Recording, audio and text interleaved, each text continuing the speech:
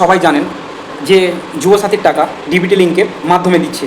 তো আপনাদের account DBT link আছে কি না, বা আপনার অ্যাকাউন্ট যদি ডিবিটি লিঙ্ক না থাকে তাহলে আপনি কি করবেন, হ্যাঁ, বা এমনও হতে পারে যে আপনার অন্য অ্যাকাউন্টে ডিবিটি লিঙ্ক আছে, যে অ্যাকাউন্টটি আপনারা ইউজই করেন না।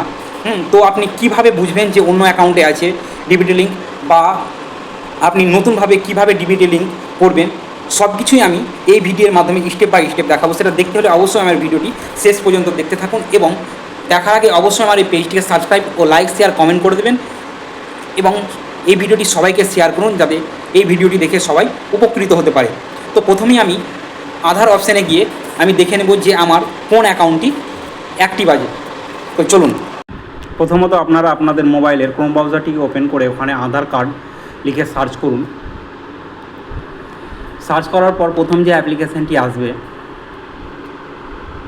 গেট আধার, সেখানে ক্লিক করে ওই ডাউনলোড আধারে ক্লিক করতে হবে। সেখানে ক্লিক করার পর মাই আধার যে অপশানটি দেখতে পাবেন ওপরে, সেই অপশানে আপনারা ক্লিক করে লগ ইন অপশানে ক্লিক করতে হবে। ক্লিক করার পর আপনারা আপনাদের আধার নম্বরটি আধার কার্ড দেখে দেখে সেখানে বসিয়ে দেবেন। বসানো হয়ে গেলে যেই ক্যাপচারটি আপনারা দেখতে পাবেন সেই ক্যাপচারটি আপনারা এখানে কিন্তু বসিয়ে দিবেন দেখে দেখে। সেটা বসানো হয়ে গেলে লগ ইন অপশানে ক্লিক করতে হবে। ক্লিক করার পর আপনার যে রেজিস্টার মোবাইলে 6 সংখ্যা ওটিপি যাবে, সেই 6 সংখ্যা ওটিপিটি বসিয়ে লগ ইন অপশানে ক্লিক করতে হবে। সেখানে ক্লিক করলেই আপনারা এখানে একটি অপশান দেখতে পাবেন ব্যাঙ্ক সেটিং স্ট্যাটাস। সেই ব্যাঙ্ক সেটিং স্ট্যাটাস অপশানে আপনারাকে ক্লিক করতে হবে। সেখানে ক্লিক করলে আপনারা দেখতে পাবেন যে এখন কোন অ্যাকাউন্টটি আপনাদের ডিবিটি লিঙ্ক হয়ে আছে। মানে আমার পাঞ্জাব ন্যাশনাল ব্যাঙ্ক অ্যাকাউন্টটি ডিবিটি লিঙ্ক হয়ে আছে, আর এখানে অ্যাক্টিভও দেখাচ্ছে। তো আমি এনপিসিআই অফিসিয়াল ওয়েবসাইটে সেখানে দেখব যে আমার এই পাঞ্জাব ন্যাশনাল ব্যাঙ্কটি মানে এনেবল হয়ে আছে কিনা। সেটা তার জন্য আমি আবার ক্রোম ব্রাউজারটি ওপেন করে সেখানে npci.org.in লিখে সার্চ করলাম। সার্চ করে ওপরে যে কাস্টমার অপশানটি দেখতে পাবেন সেখানে ক্লিক করে নিচে যে ভারত আধার সেটিং যে অপশানটি দেখতে পাবেন সেখানে আপনারা ক্লিক করতে হবে। সেখানে ক্লিক করলেই আপনারা বাম দিকে এখানে দেখতে পাবেন যে আধার ম্যাপড স্ট্যাটাস, সেখানে আপনারাকে ক্লিক করতে হবে। তো সেখানে ক্লিক করে এখানে একটি অ্যাপ্লিকেশান এলো, সেখানে আপনারা আধার নম্বর চাইবে। তো আধার কার্ড দেখে আধার নম্বরটি আপনারা সেখানে বসিয়ে দেবেন। সেই আধার নম্বরটি বসানো হয়ে গেলে যে ক্যাপচারটি আসবে সেই ক্যাপচারটি আপনারা এখানে দেখে দেখে বসিয়ে দিতে হবে। সেটা বসানো হয়ে গেলে চেক স্ট্যাটাস অপশানে আপনারাকে ক্লিক করতে হবে। ক্লিক করলে আপনার রেজিস্টার মোবাইলে 6 সংখ্যা ওটিপি যাবে, সেই ওটিপিটি আপনারা এখানে বসিয়ে দেবেন। কনফার্ম অপশানে ক্লিক করবেন। ক্লিক করলেই আপনাদের এখানে চলে আসবে যে এনাবেলড টু ডিবিটি, মানে আমার পাঞ্জাব ন্যাশনাল ব্যাঙ্ক অ্যাকাউন্টটি ডিবিটি লিঙ্ক হয়ে আছে। তো আমি পাঞ্জাব ন্যাশনাল ব্যাঙ্কটিকে ডিসেবল করে আমি অন্য অ্যাকাউন্টটিকে ডিবিটি লিঙ্ক করাতে চাই। তার জন্য আমাকে কি করতে হবে, আধার সেটিং অপশানে ক্লিক করতে হবে।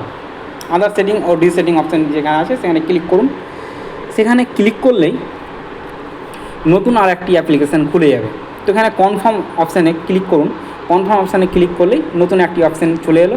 সেখানে আবার আধার কার্ড নম্বরটি আপনারা এখানে বসিয়ে দিন। আধার কার্ড নম্বরটি বসানো হয়ে গেলে এখানে কি আছে, রিকোয়েস্ট ফর আধার, সেটা সেটিং না ডিসেটিং করতে, আমি সেটিং করতে চাই। তো সেটিং অপশানে ক্লিক করে এখানে আপনারা ব্যাঙ্কটাকে চুজ করে নিন যে অ্যাকাউন্টটিকে আপনারা ডিবিটি লিঙ্ক করাতে চাইছেন।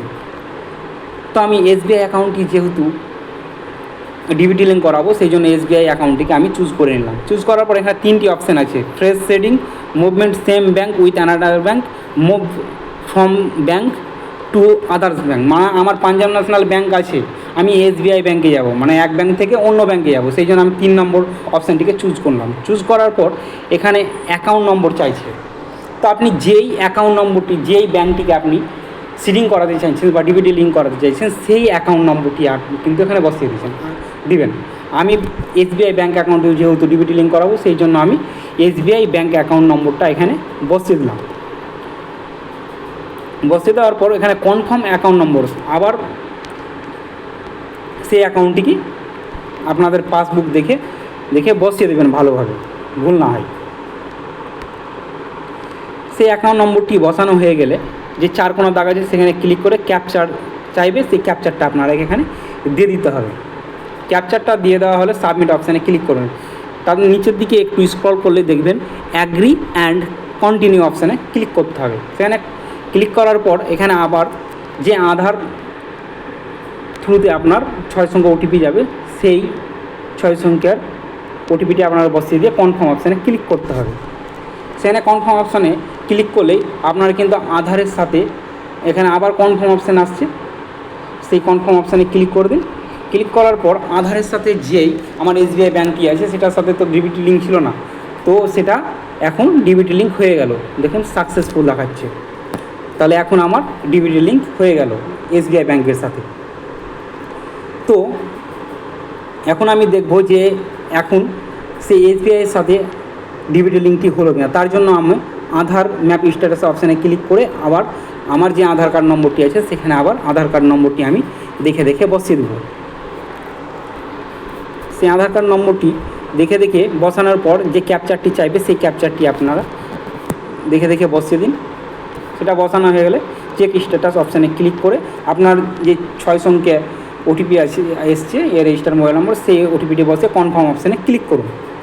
ক্লিক করলেই এখানে আপনারা দেখতে পাবেন যে স্টেট ব্যাঙ্ক অ্যাকাউন্টটি কিন্তু ডিবিটি লিঙ্ক হয়ে গেছে, এনাবেল ফর ডিবিটি, মানে পাঞ্জাব ন্যাশনাল ব্যাঙ্ক আগে ছিল, এখন আমি SBI ব্যাঙ্ক অ্যাকাউন্টে ডিবিটি লিঙ্ক করিয়ে নিলাম। তো এইভাবেই আপনারা আপনাদের মোবাইল থেকেই ডিবিটি লিঙ্ক করিয়ে নিতে পারবেন। সেটা কোনো দোকানে, তার জন্য কোনো দোকানে যেতে হবে না, আপনারা বাড়িতে বসেই আপনার নিজের মোবাইল থেকেই ডিবিটি লিঙ্কটা করে নিতে পারবেন।